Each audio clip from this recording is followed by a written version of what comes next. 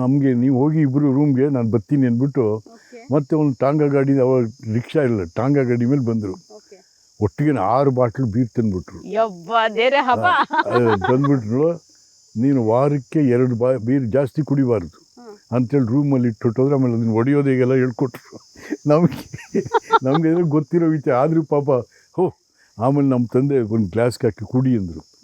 ನಾನು ಸ್ವಲ್ಪ ಕುಡಿದು ಅಯ್ಯಯ್ಯಪ್ಪ ಆಗೋದಿಲ್ಲ, ಏನಪ್ಪ ಇದು ವಿಷ ಇದ್ದಂಗೆ ಇದು ಆಗೋದಿಲ್ಲ. ನಮ್ಮ ತಂದೆ ನೋಡಿ ಮೇಡಮ್, ಜೀವಕ್ಕೆ ಒಳ್ಳೇದು ಅಂದರೆ ವಿಷ ಆದರೂ ಕುಡಿಬೇಕು ಕುಡಿ ಅಂತ. ಸೊ ಅಪ್ಪಾಜಿಗೆ ಹಂಗಾದ್ರೆ ಗೊತ್ತಾಗ್ಲೇ ಇಲ್ವಾ ಸರ್ ಕೊನೆವರೆಗೂ ನೀವು ಹಿಂಗೆ ಮಾಡಿದ್ರಿ ಅಂತ? ಪಾಪ ನಮ್ಮ ತಂದೆಯವರು ಅವರು ಎಲ್ಲ ಪಾಪ ನೋಡಿ, ನಮ್ಮ ತಂದೆ ತಾಯಿ ತಾತ ಅಜ್ಜಿ ಎಲ್ಲರೂ ಅಕ್ಷರ ವಂಚಿತರು. ಮಕ್ಕಳು ಚೆನ್ನಾಗಿದ್ರೆ ಸಾಕು. ಬಟ್ ಅವರು ಅಕ್ಷರ ವಂಚಿತರಾದರೂ ಕೂಡ ವಿವೇಕವಂತರಾಗಿದ್ದರು. ವಿದ್ಯೆ ಇಲ್ಲದೆ ಹೋದರೂ ನಮ್ಮ ಹಿರಿಯರು ವಿವೇಕವಂತರಾಗಿದ್ದರು. ಅವ್ರ ವಿವೇಕವೇ ನನ್ನನ್ನು ಲಾಯರಾಗಿ ಮಾಡ್ತು. ಜನ ನನ್ನನ್ನು ಮೇಲಕ್ಕೆತ್ತಿ ಜನತಂತ್ರ ವ್ಯವಸ್ಥೆಯಲ್ಲಿ ಅವಕಾಶಗಳು ಕೊಡ್ತಾ ಹೋದರು.